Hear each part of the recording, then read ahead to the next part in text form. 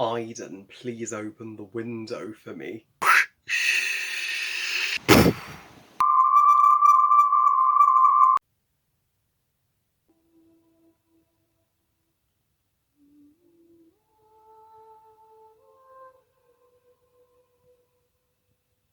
Beyond Two Souls, written and directed by David Cage, and is the 2013 decision-based game from Quantic Dream, the gaming studio behind Detroit Become Human and Heavy Rain, two of the best games ever made in my opinion. So Beyond Two Souls tells the story of Jodie Holmes, played by Ellen Page, who has been born with a entity who's been with her entire life and consistently protected her and guided her, and we don't find out who Aiden is until the climax of the game. And the game follows the entire events of Jodie's life from childhood to womanhood as she goes through shit and her relationships with the people around her as she strives to find happiness. Why am I reviewing this game now, you may ask? Well, one, because I just realised this was the only David Cage game I haven't reviewed yet, and two, because my favourite YouTuber Kaylin Nicholson just did a playthrough of this game on her gaming channel Kaylee, and so please check that out. That is the single greatest playthrough of that game that you will ever see, period. And Quantic Dream are a one in a million as a video game studio. For me, they are the greatest of the greats. I even put them above Rockstar Games and Naughty Dog.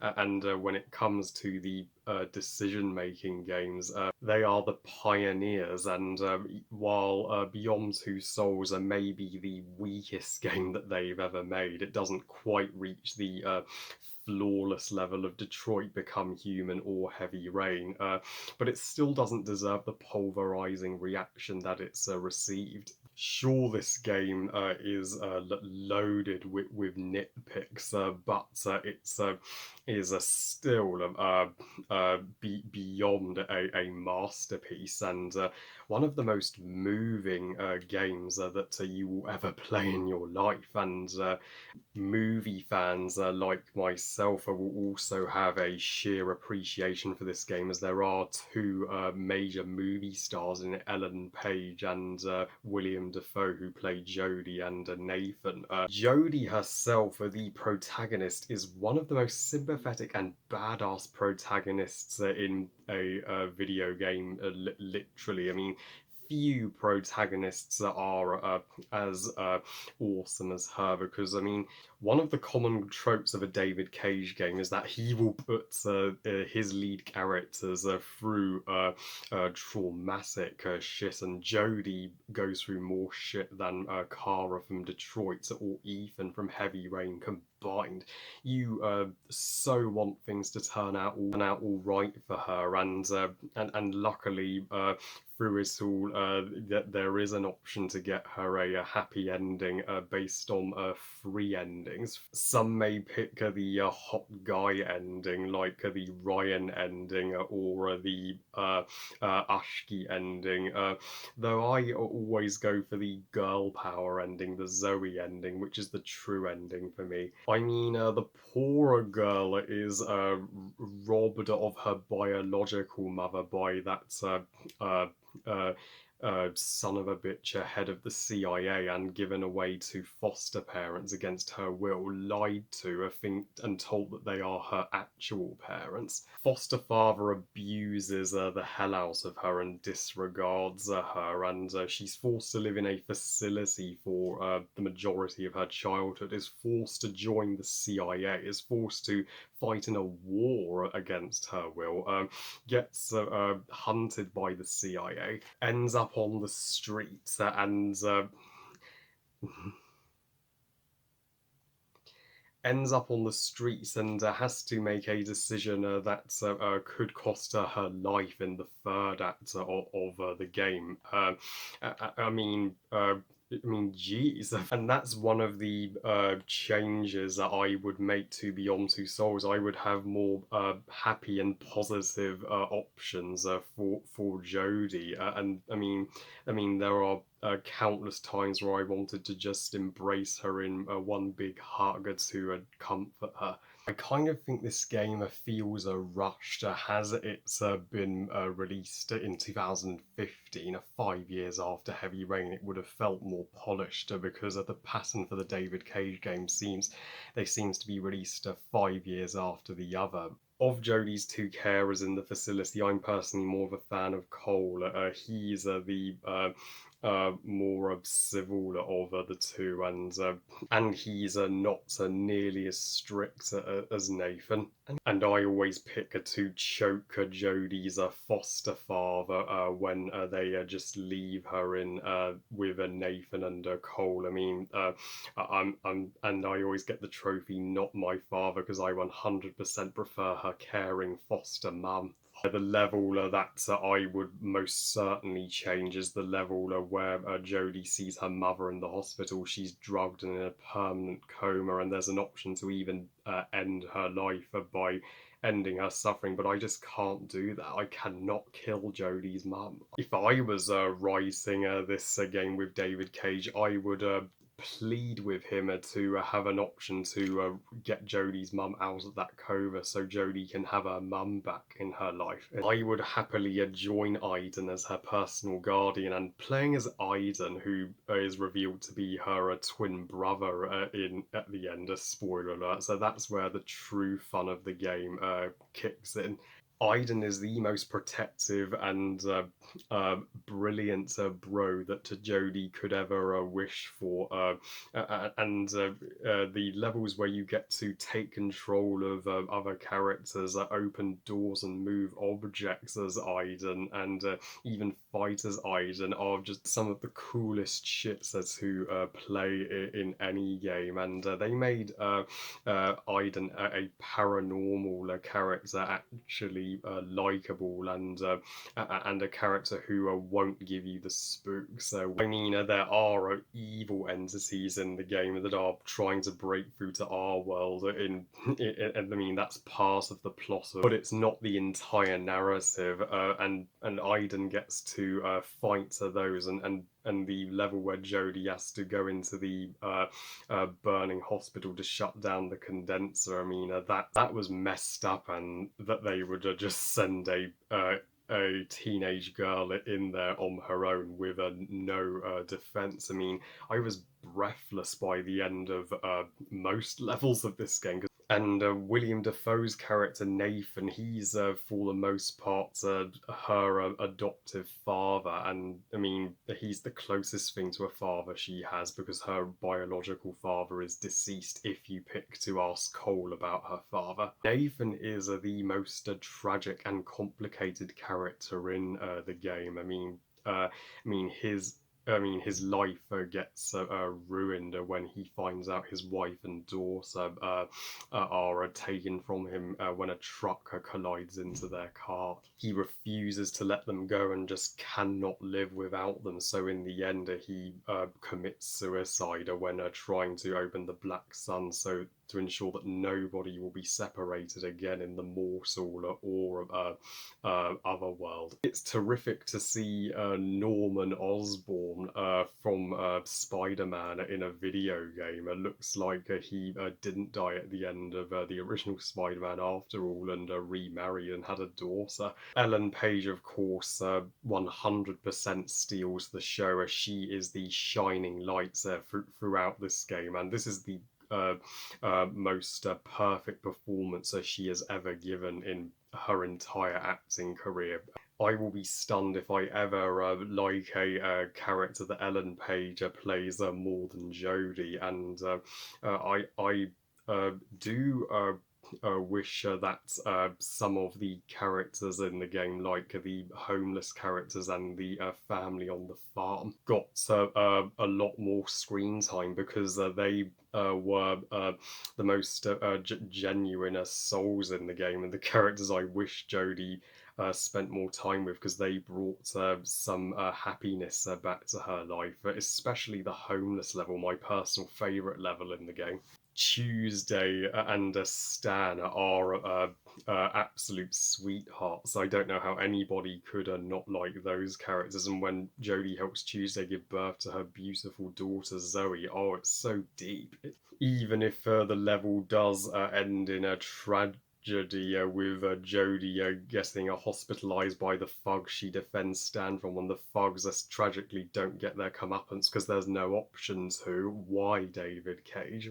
But at least Jodie does get to rescue all the characters from the fire, so at least the deaths are not inevitable, and the desert level is the longest in the game. It's literally an hour, and I messed up by failing to complete the ritual in my recent playthrough. The annoying thing is the supporting character, who I have mixed feelings on, Ryan, gets the most scenes with Jodie of all the supporting characters. Him and her have a on and off relationship. She goes from falling for him to disowning him to forgiving him. I mean, after he put her through the trauma of tricking her into assassinating the innocent, democratically elected president Jamal, I wouldn't trust the bastard again. I don't know about you, but for some people in the Japanese level, where Jodie has to shut down the condenser in the ocean, that's enough for him to redeem himself when he tries to risk his life for her. But for me, it's not enough. I'm sorry. I would rather she has an ending with the homeless people and Zoe than with Ryan. Sorry, Ryan fans. And there is an option to get Ryan's eye cut out by the Japanese if Jodie refuses to talk. I don't think he quite deserves that, despite having nothing but disregard for him. But the dinner date is probably the best level with Ryan, where Jodie can either cook him chicken curry Asian beef or just order pizza and then sleep with him if Aiden doesn't disturb them. And funny enough, I recently cooked chicken curry for my dinner, and it rocks. And I love the variety of tones and locations in this game. It feels like a perfect combo of a lot of different games at once. The desert level feels like Red Dead Redemption, when you ride Ashki, the horse who's adorable, and when you go down in the submarine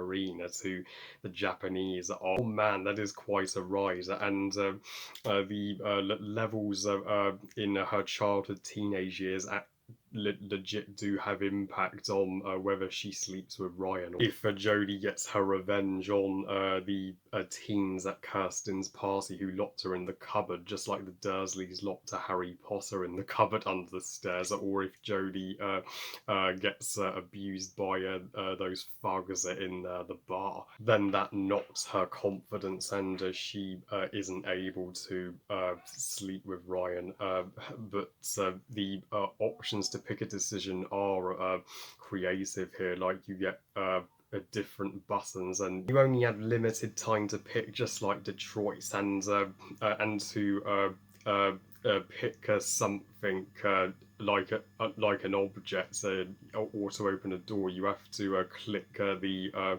right or left controller handle, and there'll be a white dot indicating what you need to do, and as Aiden, you need to press a triangle and pull back the orange dots, and then let go like a slingshot. Like a sound effect of the whoosh when Aiden lets loose is one of the most rad sound effects I've ever heard. The game also doesn't tell Jodie's story in a narrative order. It does the Batman Begins and Man of Steel treatment, where some levels you're playing kid Jodie, others as teenage Jodie, others as adult Jodie.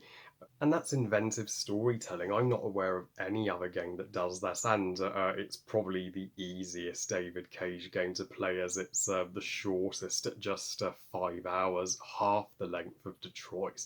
I was also not aware whatsoever that Hans Zimmer was involved in the soundtrack for this game. No wonder it sounds astonishingly beautiful, especially Jodie's theme, the da da da. The most badass level in the game, where Aiden just gets to let rip and hold nothing back, is when Jodie is running from the CIA forces, and Aiden just takes down the helicopter and takes them all out, and then Jodie's like, "Tell them to leave me the fuck alone." I'm like, Jodie, I love you. What? I'm still in shock that Jodie didn't choke the asshole who drugged her mother and put her mother in the hospital. And what was stopping Aiden from doing that? She was his mother too. And there's something to look forward to at the end of every single level. You can see the different paths that you could have taken. So overall, Beyond Two Souls is a must-play game, and of course, one of the most incredible gaming experiences of my life. This hot take may not sit well with everyone, but I like it a little better than Until Dawn now on replay. I give Beyond Two Souls 5 stars out of 5. Best game ever. I've now reviewed each of the 3 David Cage and Quantic Dream games. It's rumours that the upcoming Quantic Dream game will be released in like 2023, so for the 5th anniversary of Detroit, and for the 10th anniversary, in fact, of Beyond Two Souls. Wow, that will be a celebration for sure. Well, I love you guys. Thank you for watching. I hope you guys enjoyed this review. And what are your thoughts on Beyond Two Souls? Is it your favourite or least favourite of the David Cage games, or neither? And what decisions would you have made? Please comment and let me know. Please like this video and subscribe. Please follow and Fazette on Instagram.